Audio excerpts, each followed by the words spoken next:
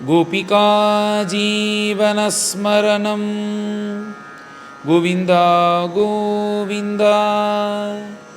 सद्गुरु विठल दास महाराज की जय।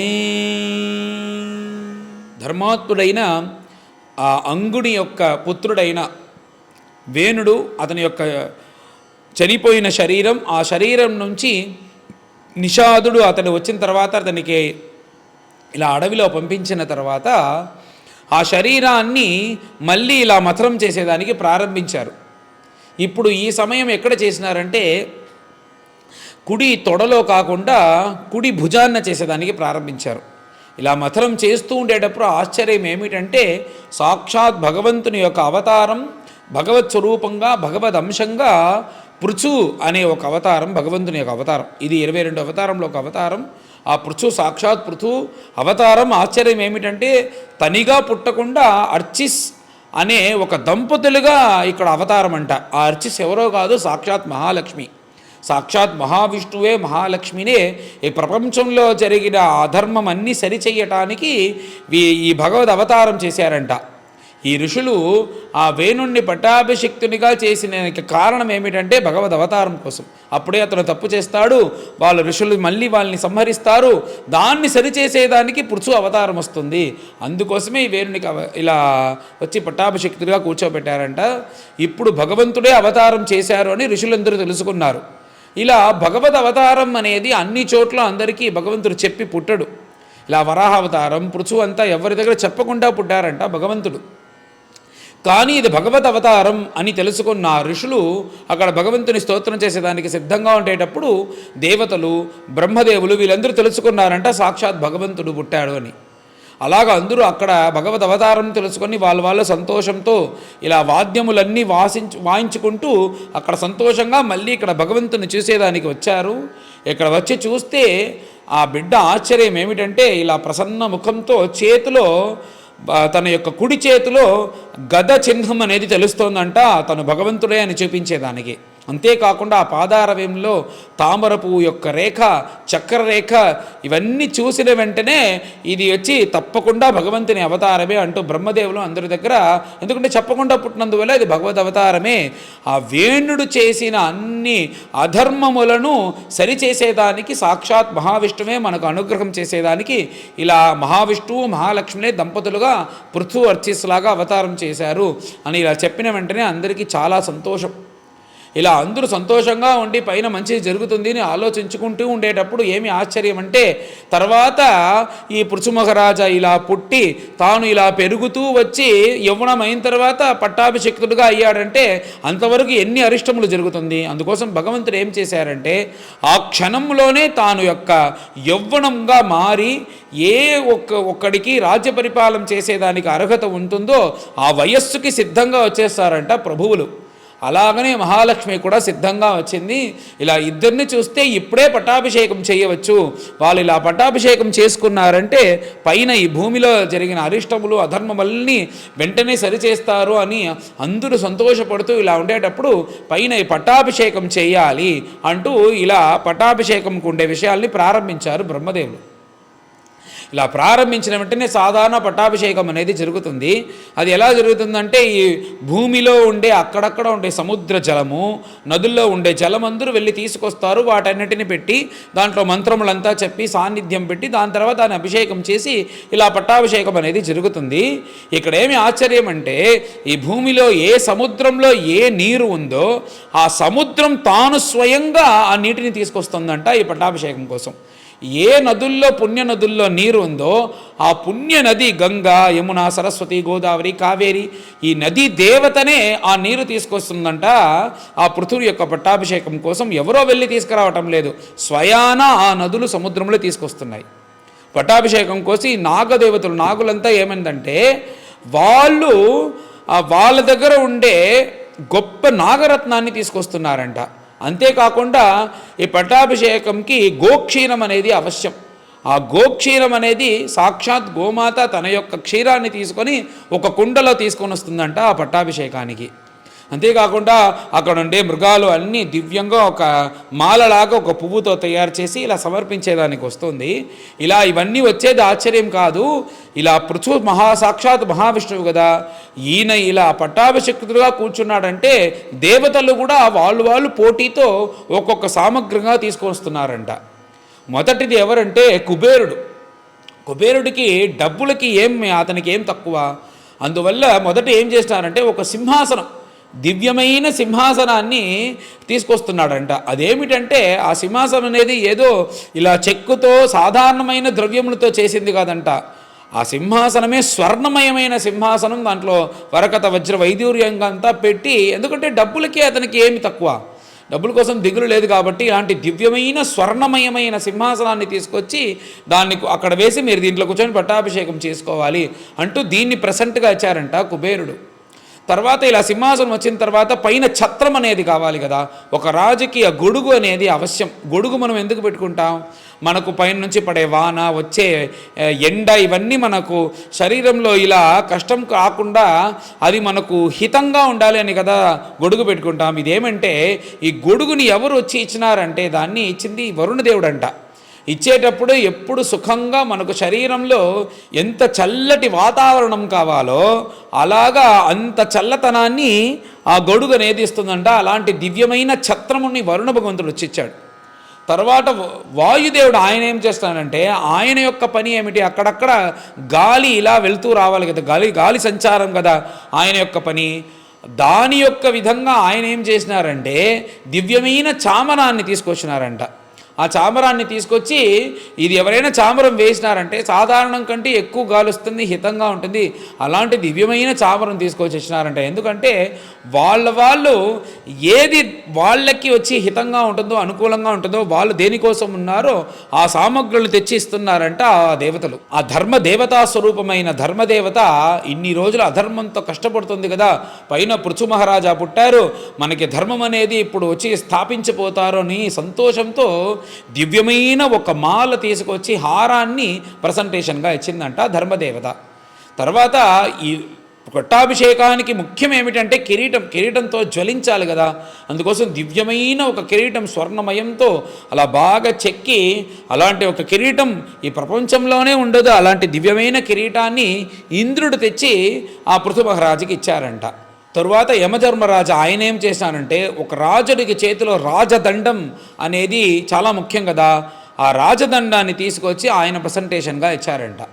తర్వాత సాక్షాత్ బ్రహ్మదేవులు ఆయన ఏం చేసినారంటే ఎవ్వరు కానీ ఏ యుద్ధానికి వెళ్ళినా కానీ నీకు ఏ హాని రాకూడదు అంటూ దివ్యమైన ఒక కవచం, ఆ కవచాన్ని తెచ్చి ఆయన ఇచ్చినారంట బహుమతిగా.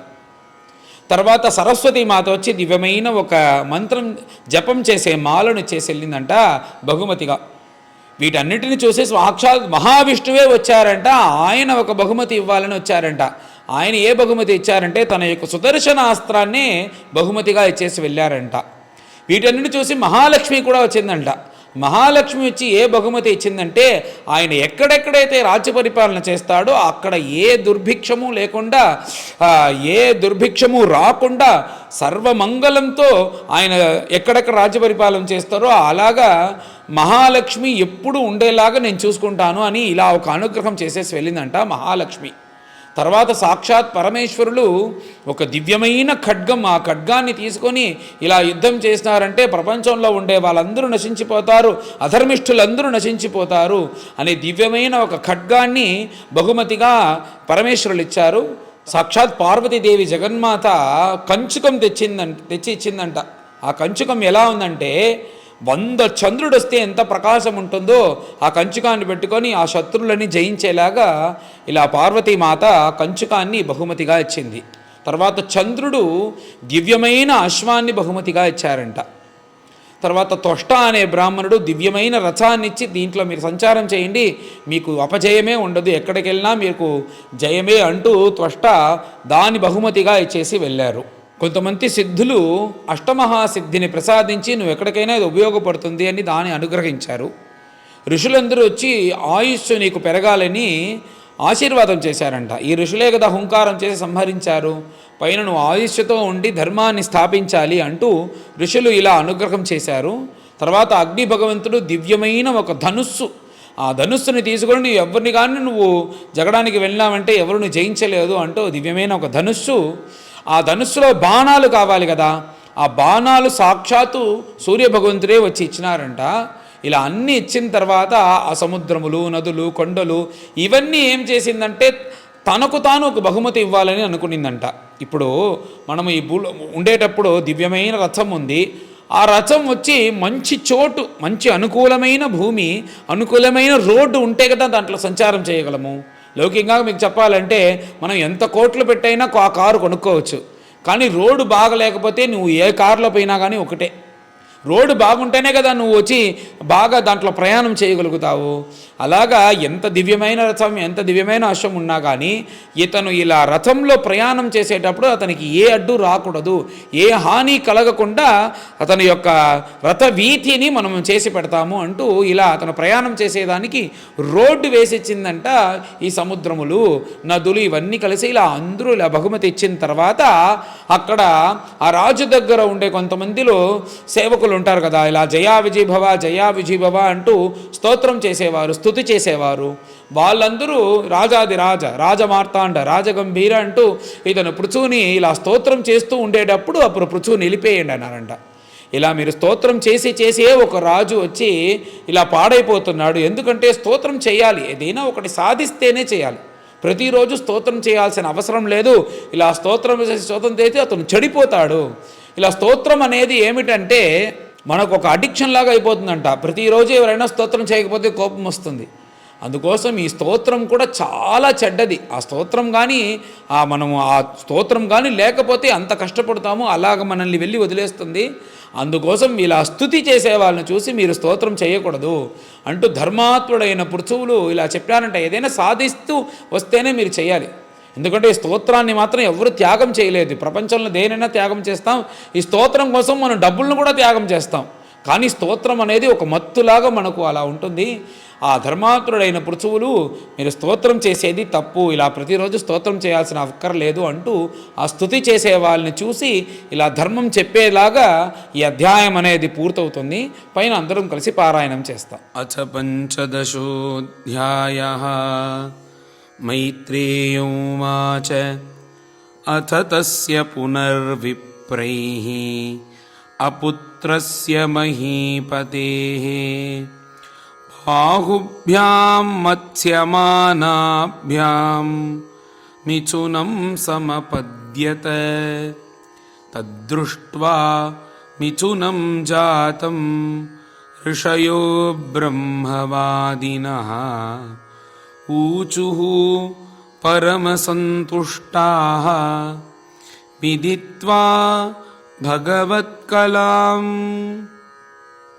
ఋషయ ఊచుః ఏష విష్ణోః భగవతః కళా భువనపాలినీ ఇయం చ లక్ష్మ్యాః సంభూతిః పురుషస్య అనపాయినీ అయం తు ప్రథమో రాజ్ఞాం పుమాన్ ప్రచయితాయశః పృథుర్నామ మహారాజః భవిష్యతి పృథుశ్రవాః ఇయం చ సుదతీ దేవీ గుణభూషణభూషణా అర్చిర్నామ వరారోహా పృథుమేవ అవరుంధతి. ఏష సాక్షాత్ హరేరంశః జాతో లోకరిరక్షయా ఇయం చ తత్పరా హి శ్రీః అనుజజ్ఞే అనపాయినీ. మైత్రేయ ఉవాచ ప్రశంసంతి స్మ తం విప్రాః గంధర్వప్రవరాజగుః ముముచుః సుమనోధారాః సిద్ధా నృత్యంతి స్వస్త్రియః శంఖతూర్యమృదంగాద్యాః नेदुः दुन्दुभयोदिमि तत्र सर्वे उपाजग्मुः देवर्षिपितॄणां गणाः ब्रह्मा जगद्गुरुः देवैः सहाश्रित्य सुरेश्वरैः पैन्यस्य दक्षिणे हस्ते दृष्ट्वा चिह्नं गदाभृतः पादयोः अरविन्दं च तं वै मेने हरेः कलां यस्या प्रतिहतं चक्रम् अंशः सपरमेष्ठिनः तस्याभिषेक आरब्धः ब्राह्मणैः ब्रह्मवादिभिः आभिषेचनिकान्यस्मै आजह्रुः सर्वतो जनाः सरित्समुद्रागिरयः नागागावः खगामृगाः द्यौः क्षितिः सर्वभूतानि समाजह्रुः उपायनम् सुभिषिक्तो महाराजः सुवासाः साध्वलङ्कृतः पत्न्यार्चिषा अलङ्कृतया विरेजे अग्निरिवापरः तस्मै जहारधनदः हैमं वीरवरासनं वरुणः सलिलस्रावम् आतपत्रं शशिप्रभं वायुश्च वालव्यजने धर्मः कीर्तिमयीं स्रजम् इन्द्रः किरीटमुत्कृष्टं दण्डं संयमनं यमः ब्रह्मा ब्रह्ममयं वर्म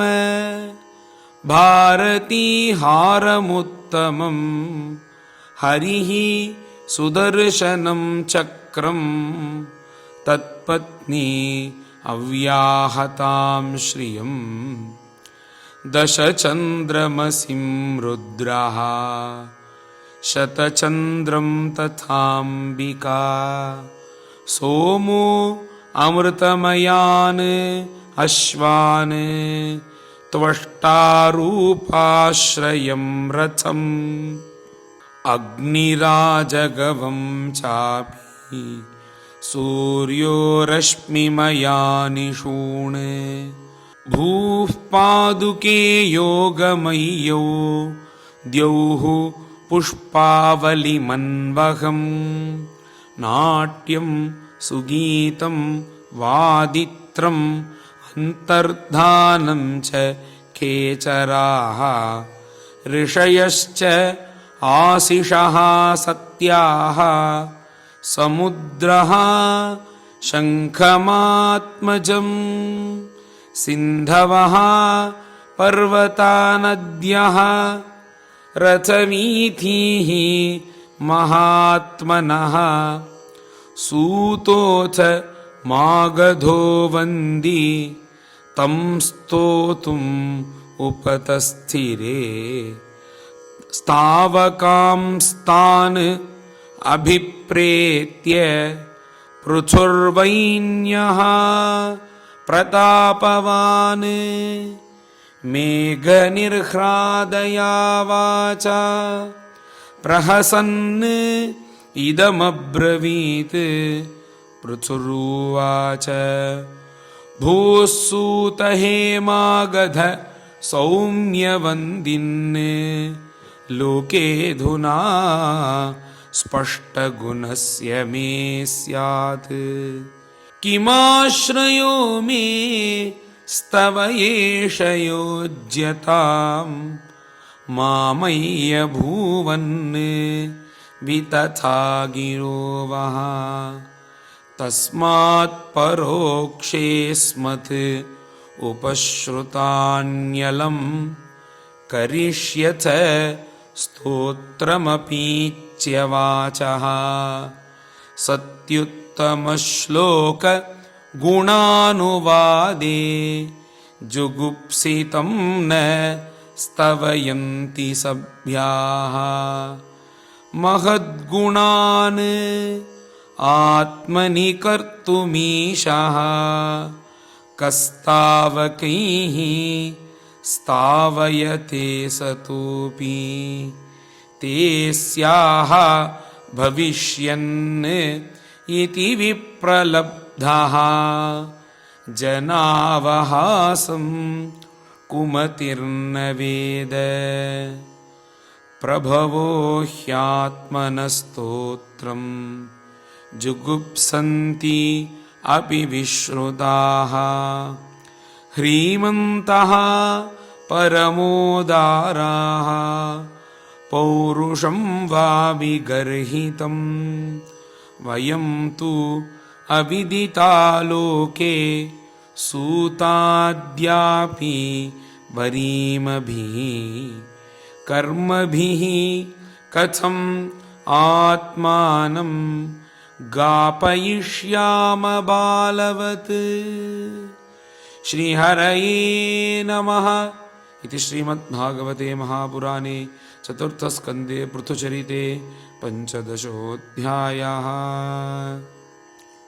गोपिका जीवनस्मरणं गोविन्द गोविन्द।